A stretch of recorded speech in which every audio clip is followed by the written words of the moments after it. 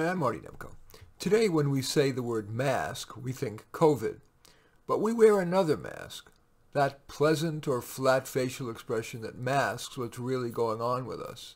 Fears, anxieties, anger, substance abuse, that our home, our life is in disarray.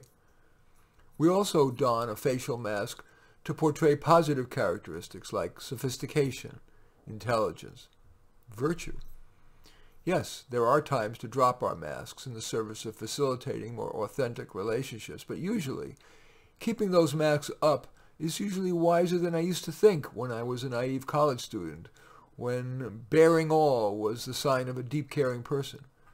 I also felt it was important to bear all because of my psychologist training, which encouraged peeling back the client's veneers.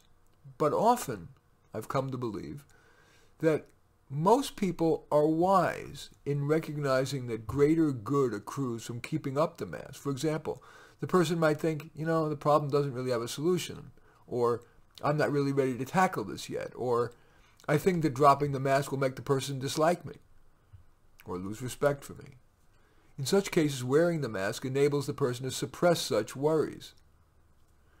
Plus, many people simply find it more pleasurable to talk about positive things than about their woes. Of course, it's not always easy to keep the mask up, especially if your problems are serious or pervasive. It may help to use what I call the suppress and distract technique. When thoughts of your problem or problems intrude, consciously suppress the thought and distract yourself. For example, by making small talk, telling an anecdote, or asking a question of the other person. My favorite stock questions of late are, how are you feeling around the COVID thing? Or, more generically, what are you thinking about these days? And is there anything you're looking forward to? That all said, of course, there are times to drop the mask. Perhaps you would be more likely to solve your problem if you shared it with one or more people. Or you crave more intimacy in your life. Candid revelation, although perhaps not your total basket case, can quickly deepen a relationship. Of course, choose someone who would likely be a good listener, helpful, and perhaps someone with whom you'd like a deeper relationship. Dropping the mask can be scary, and it might help to remember the obvious. Everyone has issues and tends to mask them. It could well be that your candor will free up the other person to do the same.